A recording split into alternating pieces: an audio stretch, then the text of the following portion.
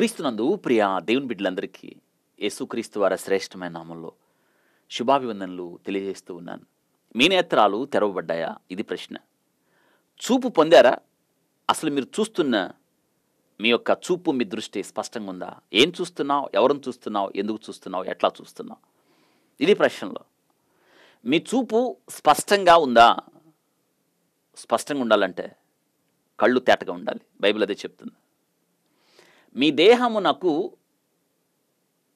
దీపం కన్నే కనుక మీ కన్ను తేటగా ఉంటే మీ దేహమంతయు తేటగా ఉన్నట్టే, అనగా ఆరోగ్యంగా ఉన్నట్టే అని అర్థం. కానీ నేటి దినాన కళ్ళు పాడైపోయాయి. యేసుక్రీస్తు ప్రభువారు భూమి మీద జీవిస్తున్న కాలంలో ఆయన చివరి ప్రయాణం ఎరుకో మార్గాన వెళుతున్నప్పుడు త్రోవ పక్కన గుడ్డోడు ఒకడు కూర్చొని పెద్దగా కేకలేశాడు.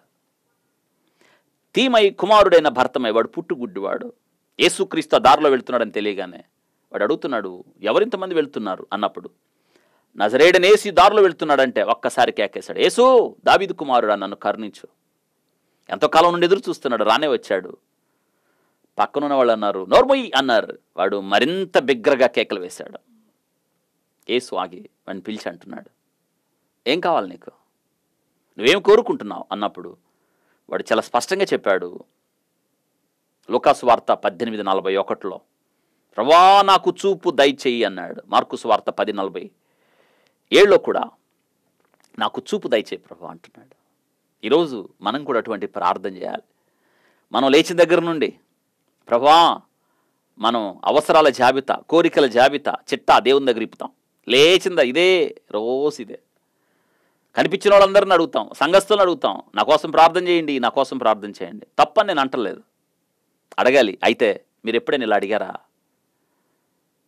నిన్ను చూచే కన్నులు, దాని అర్థం ఏంటంటే భౌతికమైనవి కాదు ప్రభువా, పరసంబంధమైనవి చూచే కన్నులు.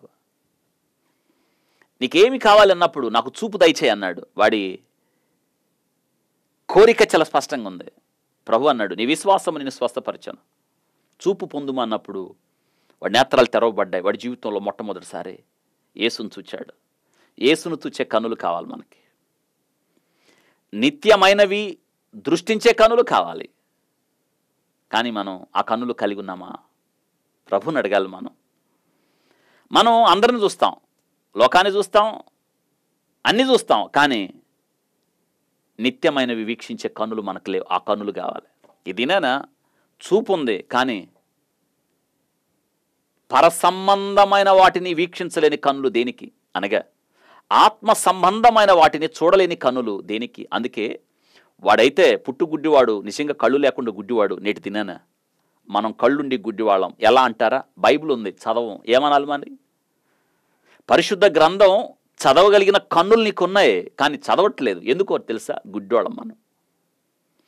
పరిశుద్ధ గ్రంథం చదువుతున్నాం, అర్థం అవట్లేదు. కారణం ఏంటి? నువ్వు గుడ్డోడివి. నువ్వు అడగాలి దేవుణ్ణి. ఏమడగాలి? ప్రభా నీ ధర్మశాస్త్రంలో ఉన్న ఆశ్చర్యకార్యాలు చూచినట్లుగా నా కన్నులు తెరువు ప్రభు అని అడిగారా? నీకు ఆ కోరికుంటే, ఆ తృష్ణుంటే, అభిలాష ఉంటే, దేవుని మీద ఆ తీవ్రమైన వాంఛ నీకుంటే, నీ ఇంటిని గురించి ఆసక్తి, నీ వాక్యాన్ని గురించి ఆసక్తి, నీ మాట గురించి ఆసక్తి నాకు ఉన్నదని నువ్వు అడిగితే నీ కన్నులు తెరవబడతాయి. కానీ లేదు, మనకు ఆ కోరిక లేదు. లోకాన్నే చూస్తావు, లోక సంబంధమైన వాటినే చూస్తాం. కానీ ఈ దినం నుండి మీ నేత్రాలు తెరవబడాలి. అబ్రహాము నేత్రాలు మనకు కావాలి, విశ్వాస నేత్రాలు. దేవుడు అబ్రహామును పిలిచినప్పుడు ఎక్కడికి వెళ్ళాలో తెలియదు, బయలువెళ్ళాడు. నిరీక్షణకు ఆధారం లేనప్పుడు నిరీక్షణతో అతడు బయలుదేరాడు. దేవుడు దేనికి శిల్పి నిర్మాణకుడై ఉన్నాడు? పునాదులు కలిగిన పట్టణం కొరకు అబ్రహాం ఎదురు చూచాడు. భూమి మీద ఉన్న పట్టణం కాదు, పునాదులు కలిగిన పట్టణం. నిత్యమైనవి వీక్షించే కన్నులు మీకు కావాలి. ఉన్నాయా? అవును, ఆ కన్నులు మనకి కావాలి. ప్రభా వీడు చూచున్నట్టు వీడి కన్నులు తెరు. ఎలీషా తన పనివాడి కొరకు ప్రార్థన చేస్తున్నాడు. వీడు చూచున్నట్టు. యమ్మాయిదారులో దేవుడు శిష్యుల నేత్రాలు తెరిచాడు. జక్క ఇంటికి ఏసై వెళ్ళినప్పుడు, జక్కయ్య నేత్రాలు తెరిచినప్పుడు జక్కయ్య లేచి తీర్మానం చేశాడు. తన జీవితం అప్పుడు బట్టబయలైంది. ప్రభా ఆస్తిలో సగం పేదలకు ఇస్తాను, నేను ఎవరి దగ్గర అన్యాయంగా తీసుకుంటే 4 గంటలు ఇస్తాను. నేత్రాలు తెరవబడ్డే తన జీవితం. అవును కదా? 91 కీర్తన 8వ వచనంలో దేవుని ముఖ కాంతిలో మన రహస్య పాపములు బయటపడుతున్నాయి అన్న మాటను చూస్తున్నాం. దేవుని ముఖ కాంతిలో కాబట్టి ఇదినైనా మీరు అడగాలి, ప్రభా నా నేత్రాలు తెరువు ప్రభా, నిన్ను చూచే కన్నులు, పరిశుద్ధ గ్రంథంలో ఆశ్చర్య కార్యములు చూచే కన్నులు, అబ్రహాము వలె పరసంబంధమైన వాటిని అనగా కంటికి కనిపించని చూసే కన్నులు. అవును కదా, ఎలీషా తన శిష్యుడి కొరకు ప్రార్థన చేశాడే, ఆ నేత్రాలు తెరువు ప్రభువా అని అడగాలి మనం. ఎందుకు? యుగ సంబంధమైన దేవత మన మనోనేత్రానికి గుడ్డితనం కలగజేసింది, అందుకే చూడలేకపోతున్నాం. ఈ దినాన ప్రభువుని అడగండి, ప్రభువా నా కన్నులు తెరవు.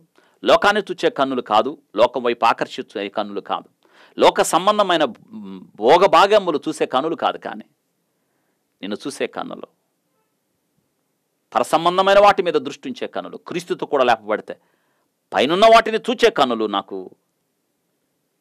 దయచేయి ప్రభువా. బేర్షెబారణ్యంలో హాగరు కన్నులు తెరిచావు, ఆ కన్నులు నాకివ్వు. యమ్మాయిదారులో శిష్యుల నేత్రాలు, ఆ కన్నులు నాకివ్వు.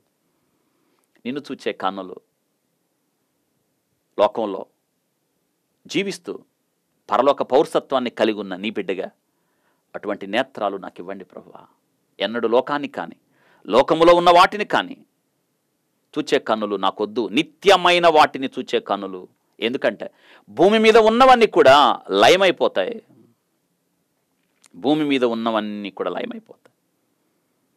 దర్శనము కొరకు హబక్కుకు ఎలా చూశాడో 2వ అధ్యాయం 1వ వచనంలో, అవును, ఆ దర్శనం కొరకు ఎలా కనిపెట్టాడో, దేవుని వాక్యం కొరకు ఎలా కనిపెట్టాడో మనం కూడా, అవును, యెహోవా ప్రసన్నతను చూచే కన్నులు, ఆయన ఆలయంలో ధ్యానించే కన్నులు, పరిశుద్ధ గ్రంథంలో ఆశ్చర్యకార్యాలు చూచే కన్నులు, 27వ కీర్తన 4 ప్రకారం ఆ కన్నులు మనం కలిగి ఉందాం.